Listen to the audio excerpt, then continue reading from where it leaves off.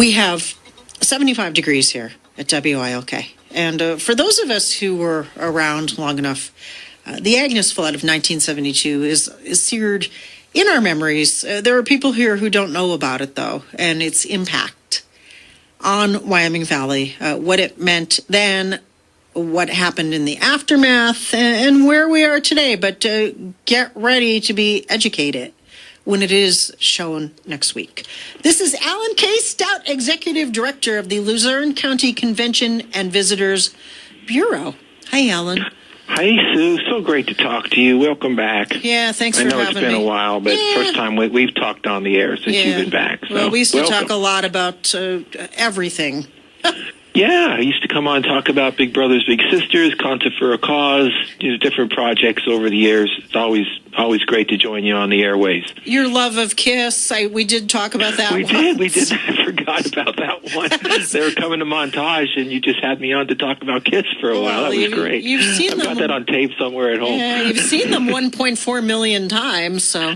Yeah, I contributed to their healthy retirement, I think. So. Yeah, I know they're very grateful. Gene Simmons, in particular, is very happy that you're such a benefactor of that group and that your family loves them and all that. So good. But for today, we are talking about Agnes, which will be screened next Thursday, September 12th, 7:30, Millennium Circle at River Common, where you have your very successful concerts in the summer.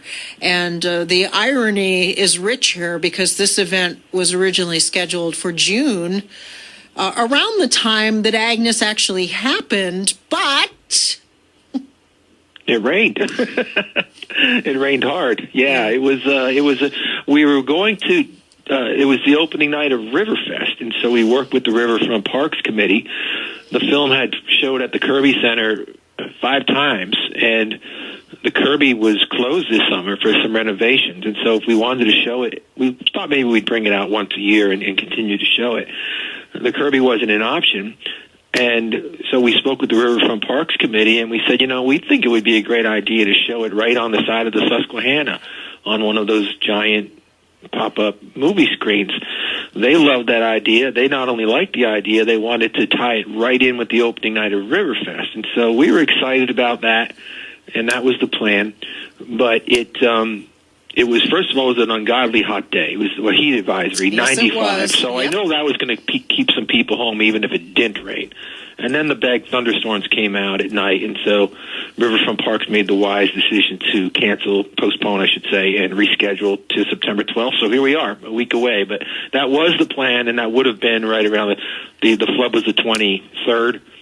So, the hurricane was already here and causing, some concern by the 21st. But showing it right there is so appealing because, you really, where you're going to be watching this movie would have been the last place on earth you would have wanted to have been in 1972 during Agnes, because you're going to be about 40 feet underwater if you were. And some of the most, I think, poignant images and stories of the documentary is the sandbagging effort, where 10,000 people showed up at the most dangerous time to try to save the valley in their towns. And so to be watching the movie exactly where that happened, we've had people that have said, I've already seen the movie, but I'm coming to see it again because I want to see it there. Right. I had seen it when you did release it, and it was extremely well done, and it does put together a complete story of what happened in 1972. And I know that for you, this is personal. Well, it was something that we tried to do for the 40th anniversary, and there was a couple of obstacles at the time, fundraising. It was 2011 we worked. There was also another flood in 2011. Yep. So we really didn't feel necessarily comfortable doing fundraising for a movie about a flood when some people in some parts of Luzerne County were affected by a new flood. Now, it wasn't nearly the magnitude of Agnes, but there were people that lost their homes and went through quite an ordeal. So all those things sort of aligned that we put the project on hold. And then we revisited it in 2020 during the pandemic.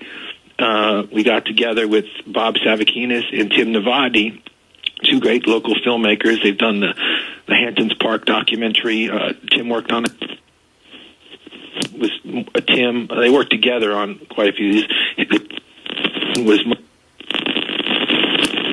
They came to us and said, we'd like to help you finish that project that you started a while back. And so it's Tony Brooks and I, we took them up on the offer. And so the four of us were, basically the producers of the movie. Two of the people on the original team, Frank Pasquini, who I'm sure you knew well, and Dr. Massari, had passed away, but they are thanked in the closing credits because they were part of the original team. Yeah, and you were here in that time span as a very young child, right?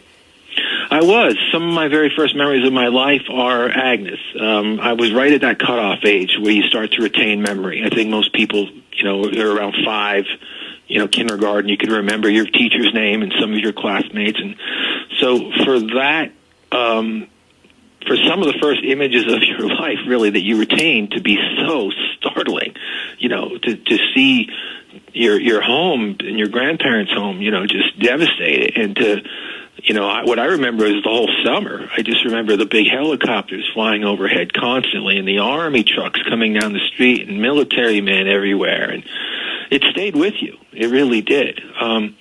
What we didn't realize as children at the time was, how devastating it was. You're too young to understand the economic impact or the mental toll it took on people. You're just a kid like, wow, the helicopter's neat. I love when these helicopters fly over the backyard every 5 minutes. That's your perspective on it as a kid. As you get older, you start to realize what your grandparents and your parents really went through. And you also realize you are the last generation that's going to remember this. If you're 1 or 2 years younger than I am, you will not remember this. And so I felt we had a responsibility to tell their story, and really, it is their story. The Agnes documentary is, the flood is the star of the movie, but the heroes are the people. Their determination was unparalleled. I mean, a lot of people just give up when they go outside and it's raining. They just go back in the house. These individuals were absolutely determined to put the valley back together. And that was the one thing that really struck me when I saw it.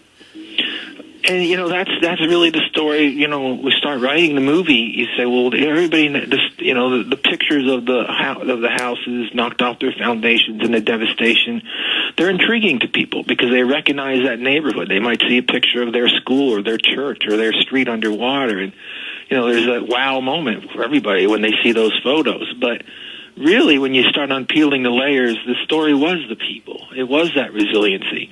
And there wasn't a great infrastructure in place yet. The FEMA didn't exist in 1972. It actually sprung from Agnes.